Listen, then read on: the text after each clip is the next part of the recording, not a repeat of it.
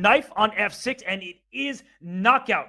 5-2 is the score. Nobody's counting Magnus Carlsen out, but who would have believed that Hikaru Nakamura would jump out to a 3-point lead this early in the match? The original name of Hikaru Nakamura's stream, back in the Stone Age, back before he streamed on his own Twitch channel, it was Naka's Knockouts. Little known fact, and he is scoring one knockout after another, repelling Magnus Carlsen's King's Indian. Robert, that game, it wasn't even close. Hikaru was in control essentially from the first move until the last in that game. He was. No, he hopped that knight from f3 to h4 into f5. He played d6 and cleared the d5 square for his other knight. Brilliant play from Hikaru Nakamura. Now with the white pieces, Magnus Carlsen, not obviously not in must-win territory, but I think for his confidence, for his psyche, he needs to get one right now. He does. And the lead itself, from a sort of pure match perspective, it's a 3-point lead.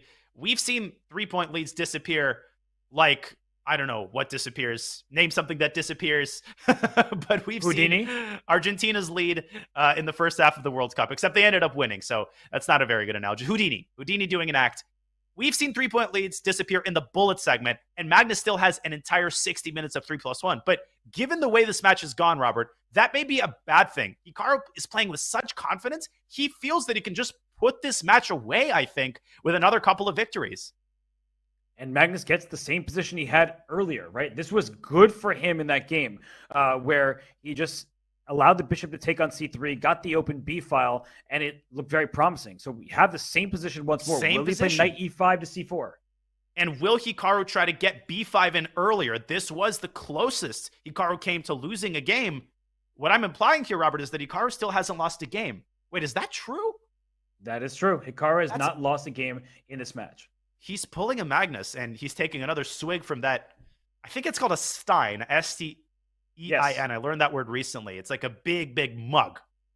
Yes, but usually you drink beer out of the Stein. So no, you drink I don't know what he's out drinking. Of the Stein. That is an old school chess reference, a good one at that. What a legendary player. But c5 is a good move. Hikaru played it before. And I just have to say really quickly here that Hikaru Nakamura, he's looking poised.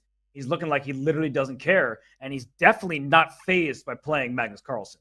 He definitely is, and you can just see it in his body language. We've tried to put less of an accent on body language. We don't have the ultimate Hikaru expert, Danny Wrench, here to guide us, but still, I mean, you don't need more than a perfunctory glance to just sense that the confidence right now is in Florida. It's not in Norway. And Magnus Carlsen, he's got 10 more minutes in the 5+1 to chip into this lead.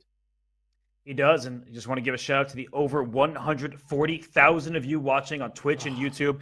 We appreciate it. I think the players, they love the support, even though this is a stressful time for them. But rook to b1, played by Magnus. He is putting some stress down the b file because the queen on b6 is under attack behind it, the pawn on b7, and the b5 square is just one that the rook would like to jump to.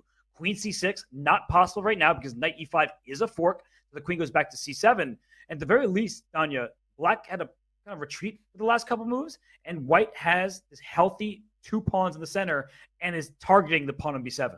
And I guess Hikaru believes in the pressure that he's exerting on white center. From a stylistic perspective, I think this is right up Magnus's alley. He loves these types of positions. Practically speaking, I think he's got a slight edge. And like I said, this type of position is where Hikaru came close to losing. So he's going to have to continue being precise, and I think we might see a change of opening against the Catalan in the 3+1 segment.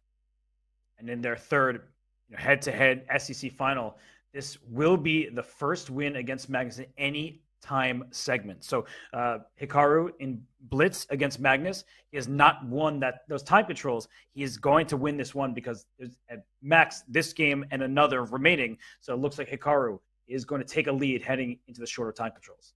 It most certainly does, and he piles up on the d4 pawn, which is currently safely defended by the knight. The problem is that if you try to jump into e5, you take your eyes off of the pawn, and the d7 rook just has this nice parking spot on d6. You can keep chasing it, but that doesn't really lead anywhere. Or does it? Magnus sinks his teeth into b5. I like that move. Why not? That's a good square. You force the trade, no more tension. And b6 played quickly by Hikaru. That pawn now is targeted by this rook. The d4 pawn well defended, but down in the e4 pawn, that feels just a bit loose. And if black can induce the move e4 to e5, then the knight on f6 hops to d5 where it protects the b6 pawn. We've talked about this in these types of structures. That's precisely what Hikaru is trying to engineer. And Magnus says, I'm not playing e5, I'm playing d5 first, and now I think he's going to play e5, basically filling the cavity with a pawn before pushing the pawn to e5. And then he gets this d4 square for his knight. He takes on b6 first.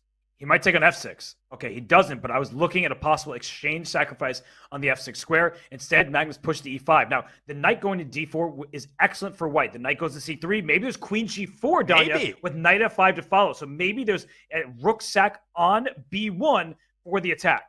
Oh my gosh, and maybe another rook sack on g6 later on. And literally, this is exactly what Magnus needs to do more of. He needs to take these tactical risks, but he just doesn't believe in himself tactically thus far in the match, and he lets another opportunity go by the wayside. Yeah, I think knight d4 was a huge attack. It looked very strong, but he wants to bring his second rook to b6. So after the queen slides away to c8, the rook on b1 goes to b6. There could still be a rook sack along that rank over there, and knight d4 is to follow. But see, the problem is that you've given Hikaru a tempo. Now, what is he going to use this tempo for? I think he's going to go rook d7 to c7, not so much to infiltrate, although that does become a big threat, but also to involve the queen in the defense. And the move knight d4, it loses a lot of its luster because the knight doesn't have access to f5. The queen's going to be controlling that square. It's a really good point because knight d4 to f5 was the threat. Now the queen covers. So rook c7 looks like a good option because knight c5 back, Danya, giving up the a5 pawn. Whoa! Playing for a win. Passer. He's playing for a win. He wants to take control of the initiative here. But sometimes playing for a win is playing for a loss. Right? This is a double-edged decision. All three results possible. And if I am Magnus here, I'm trying to find a way to stop that pawn before it becomes a runaway train. And it's supported by two rooks. The pawn is guarded from a distance. Maybe rook b6 to d6 can be considered. He slides his queen into c4, but Hikaru easily repels that move with rook c7. That's the great thing about being doubled. The other rook still protects d4. This is anybody's game. And knight b7 becomes a huge threat. A discovery against the queen on c4, hitting the rook on a5. So you have to watch out for that. You could play rook a5 to b5, for example, and then rook b8 is available, but you still have to watch out for this passer. The black queen can jump into the action. You should point out knight b and d7. And d7. Available. You can actually attack both of white's rooks. And, I mean, let's not forget about the passed d-pawn. That's still in play, and it might remind us of its existence on this very move. Queen b4. What a choice. If pawn to d3 it goes knight d3 instead, using the knight to hop in, and that rook can go to c3, the queen can go to g4, knight f4 check is available. This is scary for white. Black's position is filled to the brim with tactical potential. And what's not filled to the brim? Look at Magnus's clock. He is again down 2 minutes, and the position is just getting more and more out of hand. It is. He's just allowing knight f4. Oh my gosh, knight f4. He's blundered knight f4, and it's mate. Yeah, Hikaru sees it. He's like, Hikaru can't believe it. He looked at the screen. This is basic Brian, Robert. This is an idea that occurs across all openings. This is universal. And you can't step back to the first rank because of rook c1 with mate. It's over. Yeah, no, Hikaru saw it, and look at him. He's like, are you serious? Am I really playing Magnus? This is all you got, he says to Magnus. He's going to be up 4 points, and Magnus has got a match on his hands, doesn't he? Oh, a match. I mean, he's going to have to work hard to stay in rook this c1, match queen at this h3. point. Oh, look at that mate. Yeah. Oh, done. It's over. Pack Hikaru your Nakamura. bags.